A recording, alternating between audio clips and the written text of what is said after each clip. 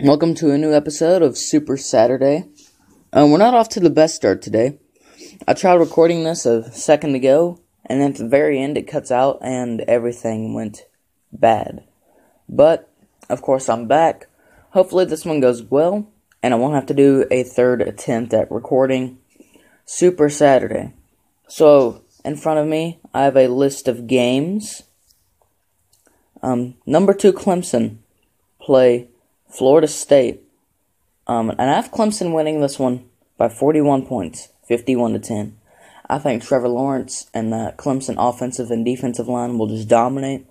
And, of course, the coach of Florida State, the former Western Kentucky coach, hasn't been very stellar this season. 20 Wisconsin Badgers will play Northwestern. I have Wisconsin winning 38-27. Of course, already this season, Wisconsin has lost 2 games, and I know they're very upset about that.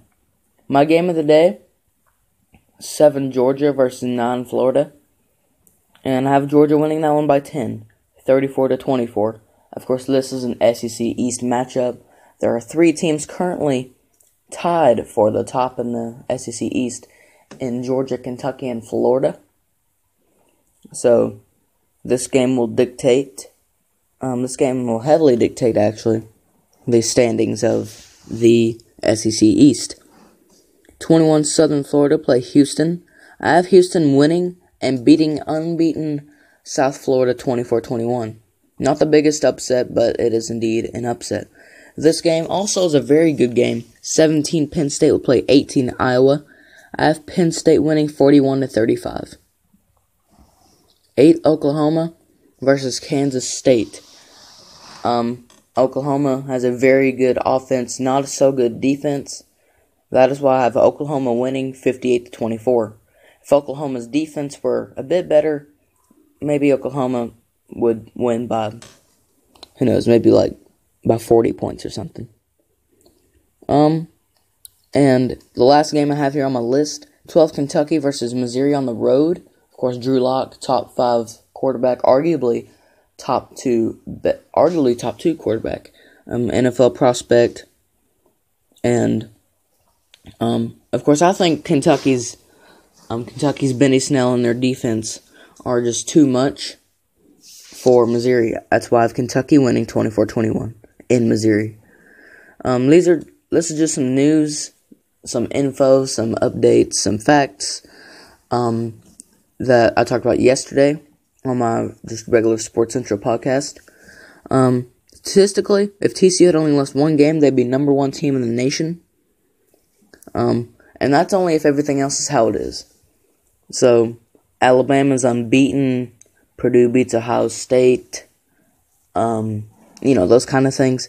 Like, TCU's record improves to whatever and 1, how many games they play, 7-1, 6-1, whatever. And then everything else is the same.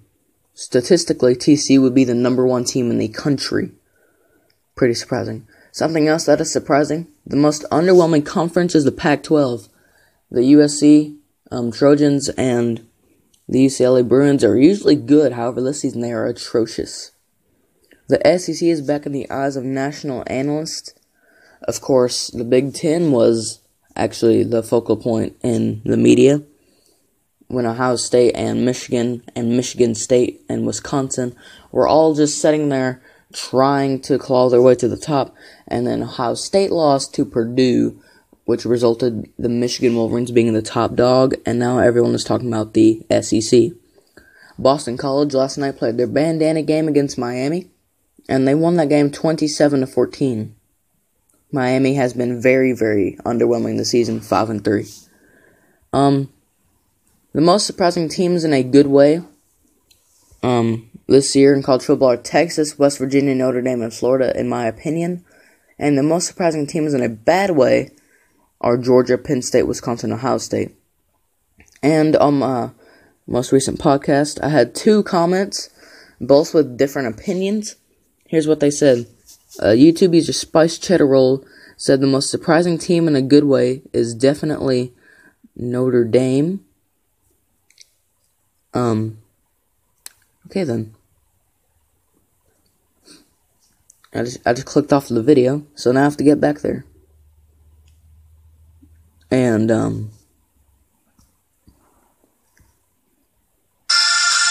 yikes.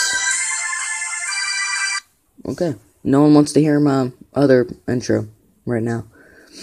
Anyway, YouTube user Spiced Cheddar Roll says the most surprising team in a good way is definitely Notre Dame. The QB there is good, and the most surprising team in a bad way is